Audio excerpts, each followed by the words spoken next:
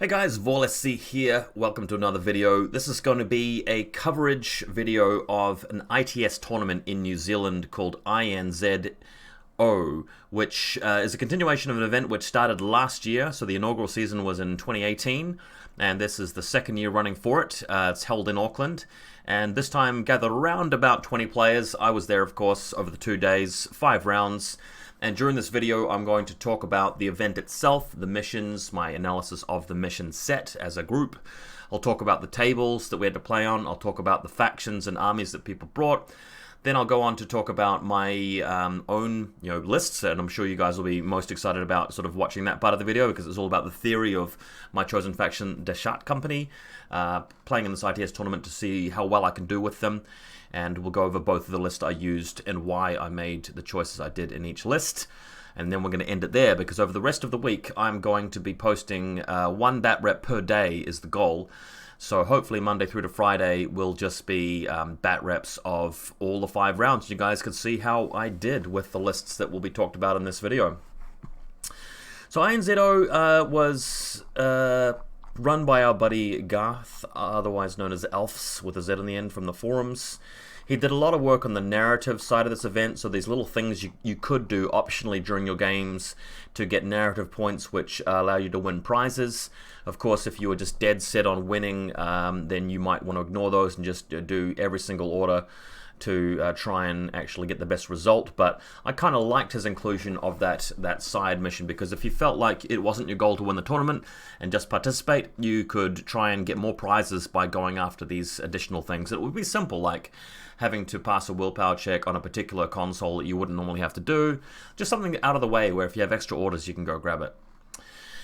Right, so this tournament started out with Firefight, then Transmission Matrix, Frostbite, Rescue, and Unmasking. With Rescue, the tournament organizer decided to actually modify the mission, so we're not really playing ITS Rescue, we're playing a variant of it. What he did is he removed the difficult terrain zone from the middle of the table, exclusion zone. He also removed the saturation zone as well, so it's just an exclusion zone. But he's put these little template markers throughout the table, in parts of the exclusion zone, which counted as saturation zones and partial, problems with the terrain. I don't know what the right word is. You run into it and then you stop, but it doesn't slow your movement down beyond that. And if you have heavy infantry or tag, you get a +1 inch bonus or something. It didn't really crop up in my games. Most people just avoided it. But it's better to play Rescue in an environment where you don't have to deal with the difficult terrain of the saturation zone. That makes this mission really, really hard. It's already very hard. This is actually quite a bad mission, just given how much more is needed than just playing better than your opponent to win. It's a bit of a strange one. Let's just go through them 1 through to 5 though. So Firefight, great mission for taking drop troopers, the special rule for that. It legitimately is a mission about killing more stuff, but to win an event, you want a major victory. So you really want to stomp your opponent and get as many objective points as you can.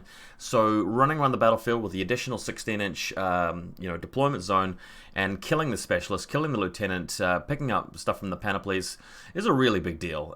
So you need to be going out and doing that. Now, just about every faction, I think, has an even chance in Firefight. It's not really a mission about jammers, thank God, or hacking, or defense, or any kind of thing. It's really about playing cagey and making sure you preserve your expensive units and trade your weaker units for their expensive ones. So, Firefight didn't make a big impact on my faction. Transmission Matrix, though, did, because Transmission Matrix it's a bad mission. It's definitely at the bottom of the pile in terms of competition, in my view. Partly because it's end-of-round scoring, where you can simply move on to the objective that is least defended by your opponent, or simply kill their exposed models which they've had to place covering the objective. Definitely a second-turn win mission, but it's possible to go first if you're just dominating the game that much. The tactic of going mass hackers to mess up any opposing hackable troops or hackers is a legit strategy, but most people prefer an approach where you just avoid the hacking game and have a lot of unhackable stuff.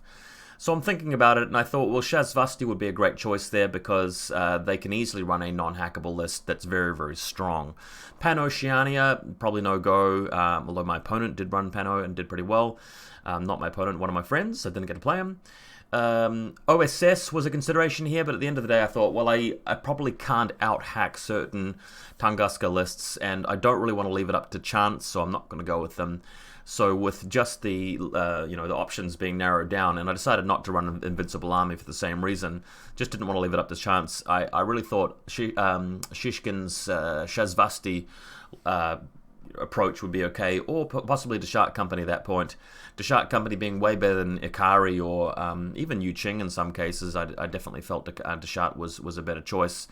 Yu Ching, yes, you can take the non-hackable stuff, but realistically, if you're having to forego some of your best stuff just for the sake of one mission, it's not a good look and it's not ideal.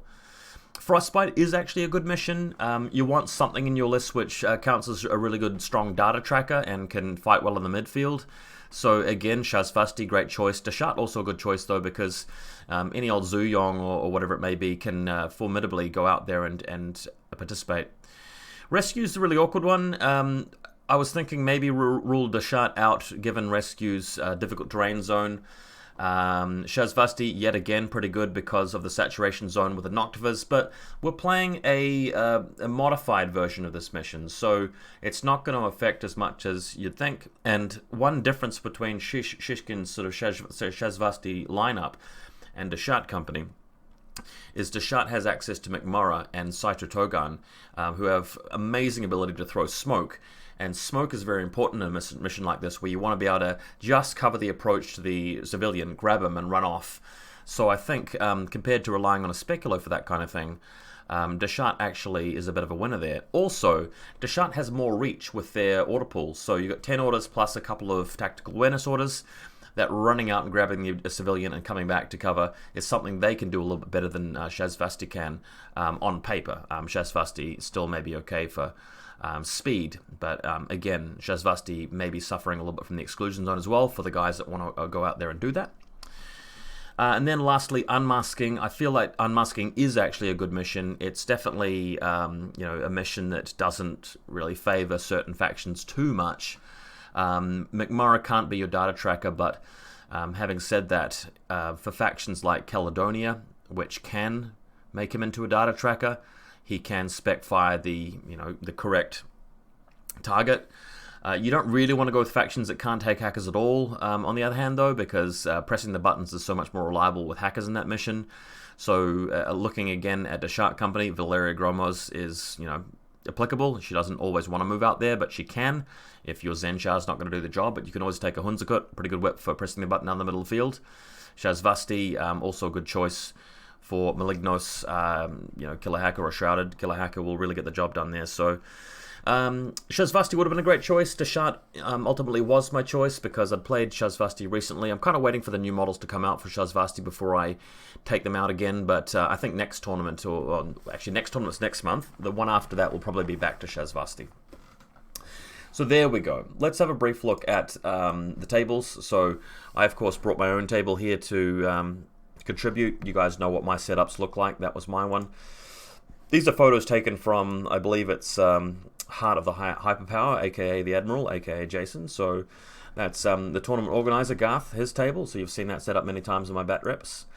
This one, an interesting, the terrain buildings themselves are beautiful, but I didn't really want to be on one of these deployment zones where I've got such a large list. So there was that. This ruined sort of village looks like something from Flames of War, but wrong scale, of course.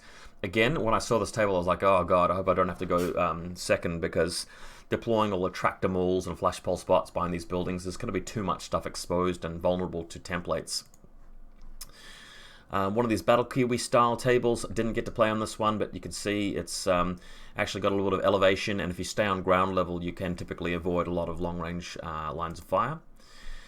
Another Battle Kiwi style table, and this one is actually pretty good. Didn't get a chance to play on it, but I think besides these long straight open areas in the middle, the flanks at least have plenty of cover. Couldn't really comment on it too much because I wasn't there for that one. This particular table, yes, I was playing on it, and I liked this particular table because these big long walls offered enough line of sight for any particular kind of trooper. So if you didn't want to be seen, you were able to avoid that. Whereas if you did want to advance to the other side of the table, there were plenty of alleyways and avenues to choose from. So kudos to this table, really liked it.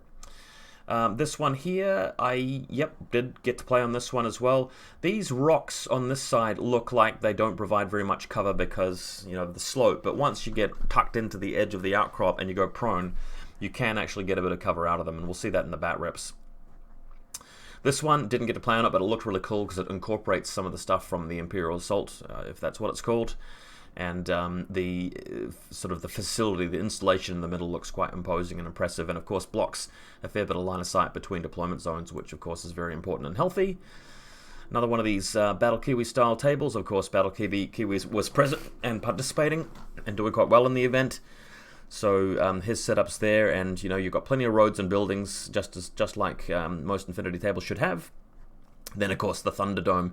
You might notice that you've got some of my terrain comboed in with the Thunderdome, and this is important because the Thunderdome, once you go out there, the stadium can see you going into the middle, whereas on my side of the table, you can actually use these boxes to avoid a lot of line of sight. So at least there's one path to take if you don't really want to get into the open air firefight. Whereas if you do prefer that, you can deploy on that side and take your pick. And there's a big line of sight blocker through the middle with this edge of the stadium here. So that's that.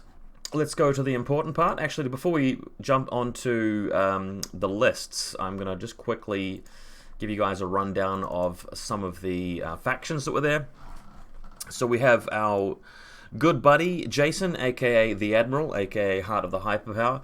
I have to say I was really impressed with his decision to sit down for a couple of days and use the Games Workshop's contrast paints to paint his entire army, reflock them and everything, put line of sight markings on them.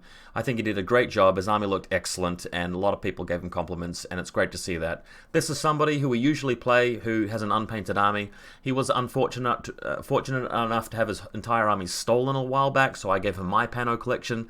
So now he's got my Pano collection plus this set of models as well, and he's back on his feet, and that's really, really good to see. This is Olivier's Ariadne army, and he is Battle Kiwi. He's the guy who actually runs Battle Kiwi, so he does a good job on his models, just as he does on his terrain.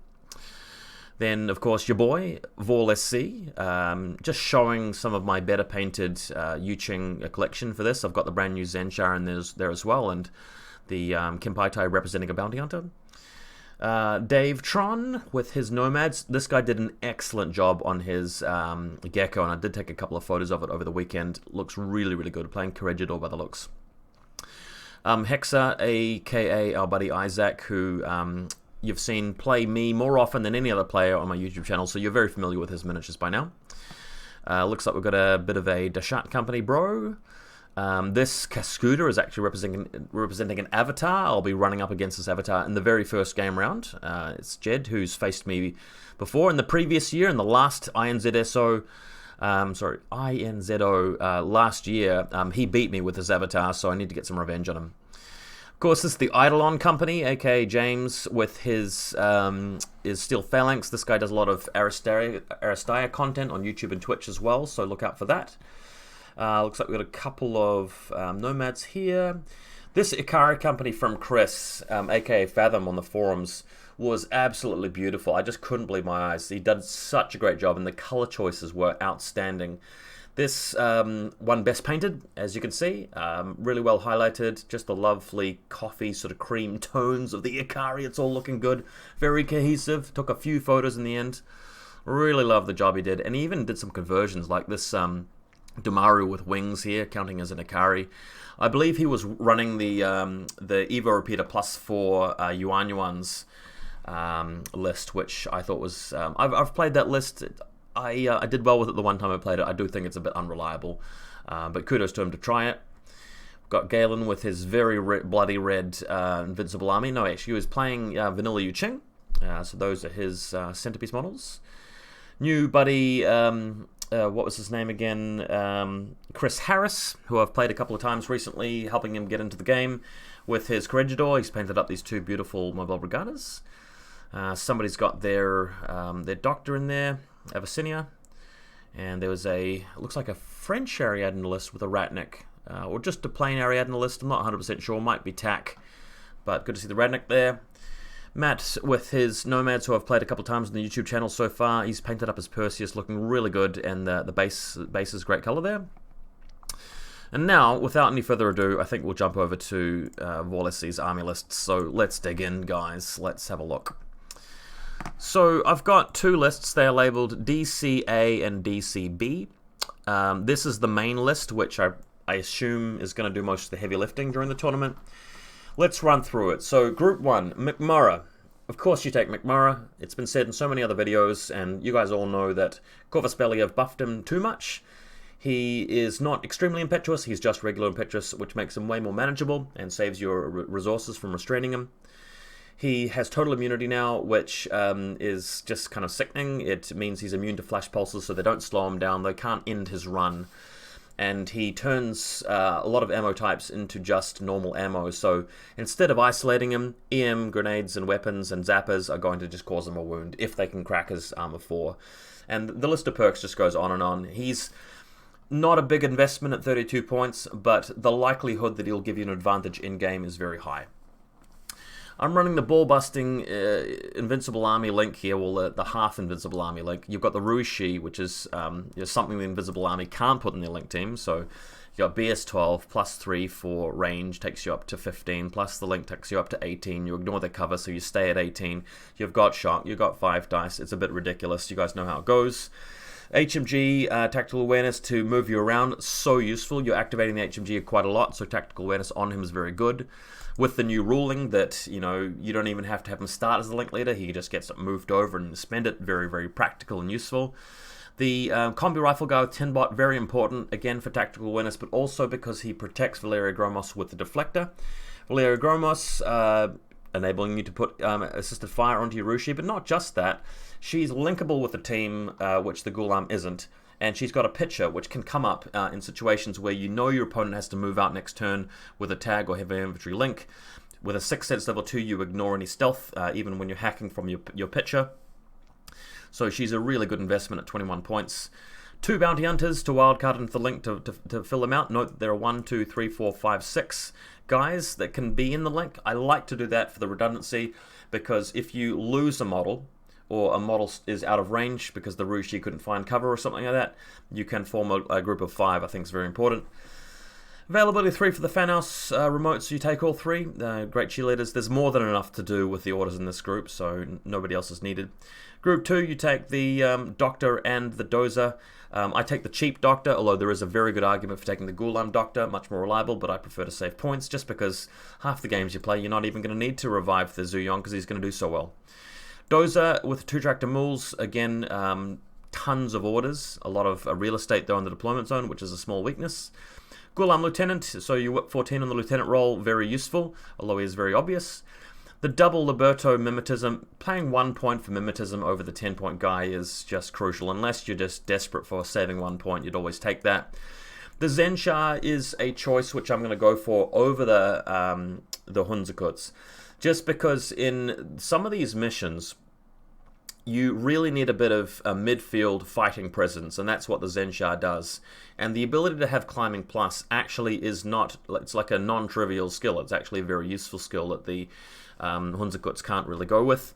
The Hunzakuts, I briefly considered going with a light grenade launcher, and in my group 2 pool, just grenading them turn after turn after turn. But again, it can be very unreliable. You're relying on luck a bit much, and if you have one unlucky game and just don't get the big win, that can cost you a tournament place. So the Zensha being a bit more decisive than the Hunzakuts, and to be honest with you, I mean, it's not like I was starved for orders or slots or anything here. There's so much backing him up that I think he was definitely the right choice. And then a Warcore with my additional 3 points. I didn't want to bother with some sort of Pelbot or Nazmat or whatever it might be. Warcore is just so useful at defending your deployment zone against drop troopers, adding that a really annoying flash pulse, or just converting his order into a regular order. If you're thinking of going and starting the Shark Company and buying a whole bunch of models blind without not really knowing what to do, but you still want to do well and beat your friends, taking something like this collection of models would be my recommendation.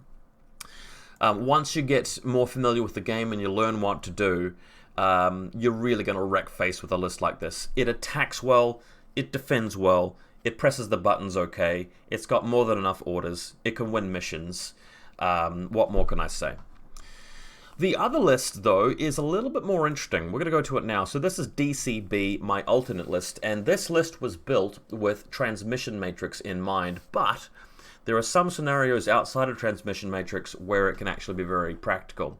Going back to Group 1, we've got a Rushi in there and a Zuyong HMG, and although there's a deflector, you really wouldn't want to take those two models in a transmission matrix list, because if they're out hacking you with Evo Repeater, Mary Problems, Interventor, and that is the kind of list that I actually did run into on that particular mission, ironically. Even with Valeria Gromos and a deflector and it's your turn, you're not going to out-hack them. You're not going to out-hack Mary Problems or Kernau and all of these super hackers. So what you do is you drop the Rushi and the Zuyongs, because like if you've lost a hacking war, an assault hacker is going to rip you up every time you try to move out. So what you do instead, or what I do in this case to solve the problem, is I go and I leave Valeria and Zuyong in there with the deflector, but I take out the HMG and the Rushi, and then I just put all the bounty hunters back in. The idea being is that if you do come up against that bad matchup, it's basically just Mary Problems killing Valeria in turn 1. Cool, you've lost one model. If the Zuyong gets hacked, he doesn't care. His job is just to stand next to the objective within 4 inches of it and keep it scored on your side of the table every turn, right? If your opponent's unlucky, they go for Valeria and lose the face-to-face roll because she's imposing a -6 on them, and maybe wastes extra orders or gets killed. So you have a chance to sort of throw the spanner in the works. But if they are playing a non-hacker game, like let's say they don't take any hackers at all, but maybe they've got 1 or 2 hackable units for some reason, like a Palbot or an Azmat, for example, you still have a hacker which can attack an enemy hacker or put a immobilization on a hackable thing. And you can even, I believe, put out Spotlight. No, I don't think those guys have Spotlight, can't remember. But the point is that she's still going to be there. Let's say it happens, though, that Valeria just dies, and the Zuyong is going to get immobilized if he moves out. The point of this list is that we take the other 4 bounty hunters and spend a command token to reform a new link team, but instead of becoming a Zuyong link team where the bounty hunters are pretending to be Zuyongs, it's a Brawler link team with the MSV2 Sniper, and it becomes 4 bounty hunters plus the Brawler, and then they move out, and they're not hackable in any way. And let's look at the perks of this link team. Multi-Sniper with a 5-man link, pretty strong. Red Fury for that middle range band that the Brawler's not going to be as good at, pretty strong. 3 submachine guns, so you got the short range, awesome, done.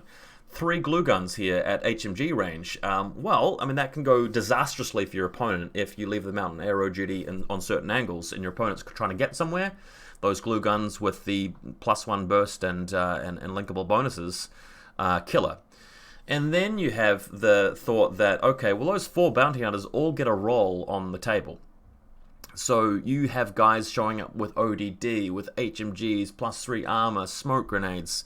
Yeah, you're going to get the occasional dud game, but well above 50% of your games, there's going to be at least one guy there with something really powerful and useful, which suggests his points cost should be over 12. And I think just that alone illustrates why these guys should be worth more than 12 points with this kind of setup, just because when you got so many of them, the points value almost treats booty level 2 as if it doesn't give them a bonus. I mean, you'd pay 12 points for a bounty hunter like that even if it didn't have booty level 2, but these guys actually do have it, and it's like, what the hell? We know that they're going to get something which is going to imply a higher points cost, but they're not costed that way. So that's the beauty of this. Then you got a couple of flashpole spots with the overflow into Group 2. Saito Dogana's in Group 2. Again, transmission matrix, you want to deploy midfield. If they've got no centers, if they've got no sensors, deploy them next to the middle beacon. If they do have sensors, keep them back and then move them out later. And the ability to throw smoke and move on to objective and have 39 points on there is golden. Then you just fill the rest of the list up. So you got Dozer, Doctor, Tractor Mules, Libertos. Couldn't afford the additional point for mimetism in this one, which is a real shame. And you got the Gulam Lieutenant as well for, again, Whip 14 Lieutenant role. So this is how I'm going to play Transmission Matrix, right? I'm going to try and take second turn, but if I can't take second turn, I'm going to be moving out with McMurray, going aggressive, moving out with my bounty hunters, attacking as much as I can, trying to assassinate things with Saito Togan, or even putting Saito in hidden deployment behind the middle objective, and when my opponent finally moves in to take it at the end of his game round, Saito comes out of hidden deployment and is like, oh, surprise, there's 39 points there, without revealing him, because he's just showing up. He's like, just going to idle or delay against a camo marker, or throw smoke even. Now, the extra reason why this list is actually kind of relevant, and not just for Transmission Matrix, is that Saito Togan and McMurray are not specialists, but they are very good at removing certain targets that the other lists can't deal with very much. When we go back to the mission selection, let's have a look. Firefights don't need specialists. Transmission Matrix don't need specialists.